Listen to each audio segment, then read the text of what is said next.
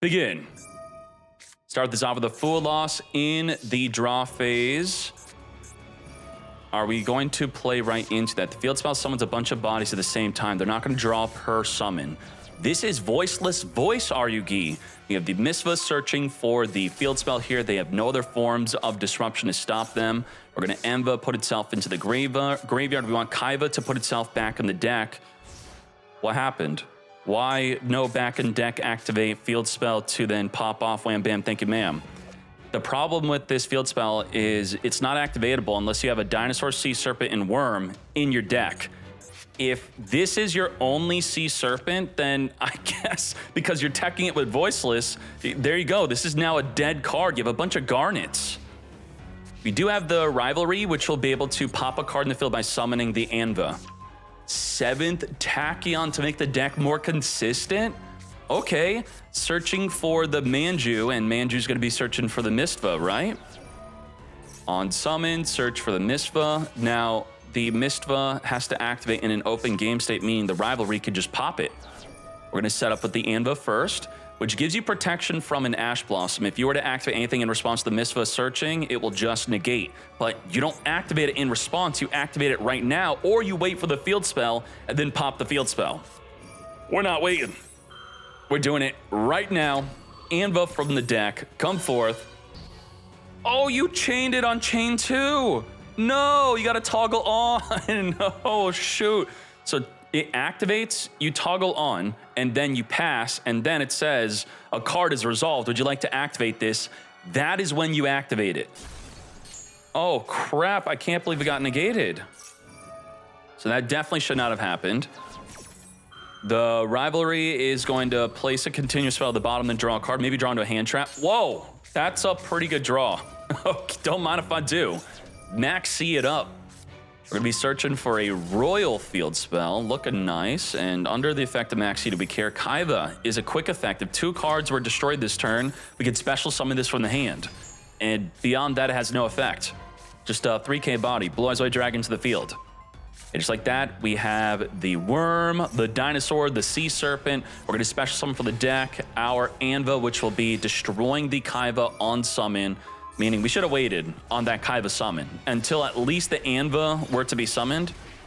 And let's hop into game 2.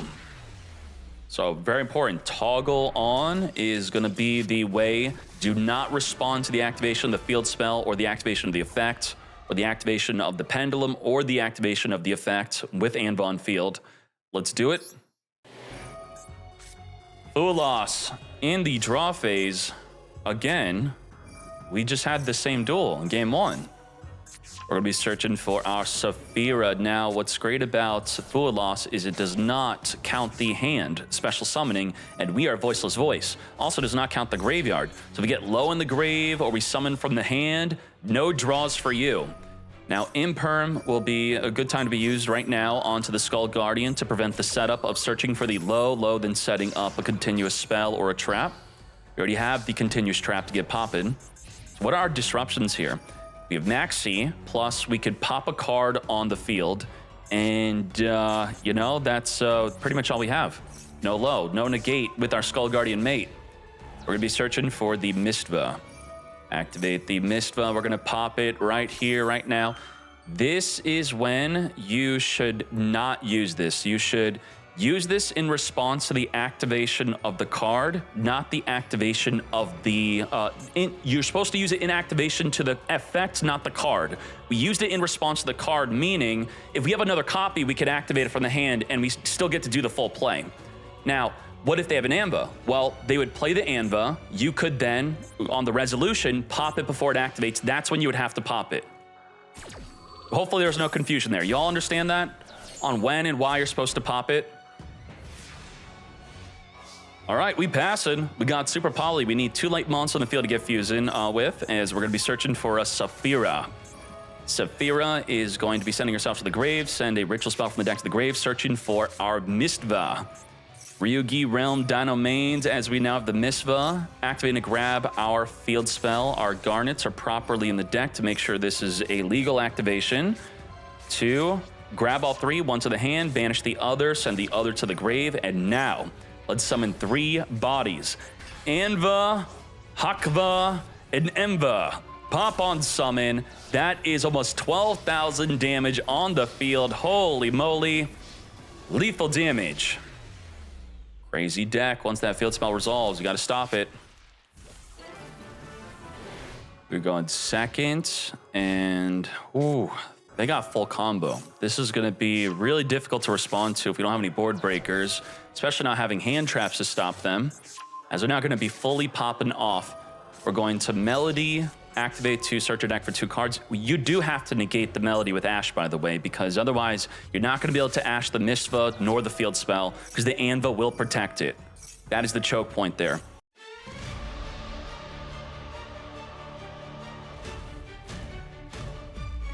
We got quite a bit here. So we do have the ability with the Pendulum gaining the effects. It's being influenced, as you can see here, influenced by the continuous spells. It has the effect to negate a monster smaller than it on the field. It has the effect to spin a card in the field back to the hand, I should say bounce. And then we also have the RyuGe End, which will be able to pop a card in the field. We have Varudras, which will be able to negate anything and then also destroy. It's kind of double disruption. We'll just count it as one. We also have Nibiru tribute off the field. We also have the Mistva triggering. When a monster is destroyed, it contributes the Anva, summon, and then it can pop the Varudras to trigger its other effect to then pop another card in the field. It's about 6 to 7 forms of disruption if you count Varudras as more than one with its one negate. Set up the Amba, RyuGe Rising, searching for our Mistva. We had the Blessing of the Voiceless, activating the pre-prep, search our deck for 2 cards. Now, Amba is any effect activated in response to the activation of a RyuGe spell only. The Voiceless cards are not protected. We are going to unsummon with the Skull Guardian, search our deck. We're going to use the low to summon itself onto the field to give the Skull Guardian the ability to negate. Anva, as I said, is going to be able to return a card back to the hand. And we did lose the effect of being able to negate a monster on field, so now we're down to 4 disruptions. Low on summon is going to be triggering. You made my ritual monster leave the field, thus it triggers the ritual spell to summon another ritual from the deck. Blessing on the summon of the low is also going to trigger to ritual summon from the hand, as we're now going to use the RyuGe End to pop the low. Pop it up. We're now at triple disruption left. Come forth, Skull Guardian. We have Nibiru, the Mistva, and the Varudras. Double Skull Guardian, but they're no good until we have the Mistva triggering right here, right now, tributing off the Anva to come forth and summon, which will activate on summon to pop up to 2 cards on the field. It did not. We didn't want to do that, to put the continuous spells from our deck and not even pop our field spell. All right, they now have a negate with the low. They have just Nibiru. Mistva is going to use the... Oh, so we did double up on the effect of being able to... Because this is once per opponent's turn, but it's not hard once per turn. So the Anva could use the effect, and then the Mistva could use the effect as long as the first time you activated it, you did not return this card itself back in the deck. So very good double use of the Sea Spire's bounce back. We have Varudras negating and destroying the Skull Guardian from negating the bounce back. Negate the negate. And Varudras will destroy the Mistva on resolution. Anva is also going to be destroying itself to set up from the deck a Worm Winds. Nibiru tributing off the entire field here. How big is that token? 10,650 attack. We already used up our normal summon, set the Call to the Grave, pass back to the Jim Fandango. Now for this to be activatable, we need to have a monster that we could summon from the deck, graveyard, and banishment. Do we meet those requirements? We have something in the graveyard, we have nothing banished. So if we can't get something banished, then we can't even pop off with the main play. We're going to RyuGe End, return 2 cards in the grave back into the deck to take out the token, 3k to the face, no follow-up activation of the field spell, it is dead. We have Maxi plus the RyuGe End, essentially one form of disruption here. As we're going to call by the grave, finger the sea. Not today. Now, it's going to be so important when and what we use that RyuGe End destruction effect on. It all comes down to this. The Blessing is going to return the Skull Guardian grave back to the hand. We did not pop it with the end. The Saphira is now going to ritual summon with the Skull Guardian, tributing off the low to come forth and summon our Skull Guardian. Skull Guardian on summon activating to search our deck. Now, I know it is enticing to want to pop the Skull Guardian, but with the Ritual Spell Engrave, it essentially protects it because it will replace it with another one if we play another copy, that is. So if we look Engrave, we see there's a Skull Guardian, we know there's a Skull Guardian on the field, and if we read this, we can see that you are only able to summon from the hand or deck, and if we only play 2 copies, then this could actually be a good pop. But we're not going for that pop. Now, I would like to be seeing how many copies of Skull Guardian are being played generally in the deck. I would think that 3, I think, is the ratios, right? Voiceless is 100% at 2. Yeah, did I say 3? I meant to say 2. So with 2 being the max amount that they are actually playing, taking out the Skull Guardian, thus the Ritual Spell would not have even triggered to summon another one, was actually a decent play. And before they had that targeting protection once the low hit the fields. All right. We are going to Food Loss in the standby phase against a set 3 pass. It happens to be a Labyrinth deck. You up, mate. We have Crystron Inclusion versus a Trap Trick set a deck card from the deck. Also special summoning the Lady Labyrinth. Sure, let's get a draw with our Max C here. Don't mind me. We're going to get to the bug soon. Drawing into a Smiger, which is a full combo if we didn't have the Inclusion already. Grab the Sulfador from our deck to our hand. Special summon our Sulfador. Pop the Inclusion. We're going to be holding on to the Ash because I know that Big Welcome is much better used with our Ash instead. Negate Big Welcome instead. Summon the Sulfador. Send from the deck to the grave. We're going to Thisfern, search our deck by banishing, grabbing a Tristaros. We can normal summon that now. Smiger's going to be searching for the trap. Now, what's really good about the trap is the fact that it is a continuous trap. So if we read the Lady Labyrinth, it states that if a Labyrinth card or a normal trap card is activated, you get to then set a trap from the deck. So this provides a double chain link block. The initial flip will block the lady from another trap, and then the activation to pop a card in the field will block her a second time. You do want to take advantage of that. Big Welcome Labyrinth. We're going to Ash Negate, which was much better used on the Big Welcome instead. I also decided to hold on to the Droplet in case he was going to activate any traps in the end phase on something that I could not Ash. So I wanted to ensure I would have that chain link block just in case. So protect my end phase, and then I'm protected on their turn with the Crystron Cluster. Arius, there's no chain link block needed here. Tristaros is going to be able... Tristaros is also a chain link block. And then he's got Dominus Impulse. Well, he's going to activate the lady to the Dominus, so I'm going to chain the cluster in response to it, ensuring the lady cannot set a card from the deck. Then the Arius is going to be reborning herself. And remember, she's still resolving to set a trap from the hand. I think the bug's about to happen. Is it this turn or next turn? It might be next turn. The bug happens. Simultaneous Equation Cannon is not a good card against Crystron because the cluster says Crystron cards cannot be banished by your opponent's card effects. Holy moly. If you're losing to Labyrinth, this is the deck to play. Clean me up. That's fine. Waiting for a trap activation to pop at the cluster. I don't want to activate cluster, then they chain another trap and then chain the lady to it. That'd be a bad idea. Now, the bug should be happening here. We're going to Crystron Inclusion, Reborn, get the Tristaros in the field before making other plays, so it provides a chain link block plus additional summoning. We're going to be searching for a Sulfaneer.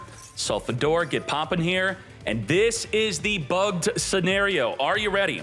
I'm activating Sulfador to pop the Inclusion and summon itself onto the field. They are chaining the Ice Dragon Prison, which states specifically, target the Sulfador in the opponent's graveyard, special summon it to your field, it's then negated, then you can banish one monster from both players' fields that have the same type as each other. I'm going to chain the effect of the Tristaros, which summons a monster from the deck, then performs a Synchro Summon.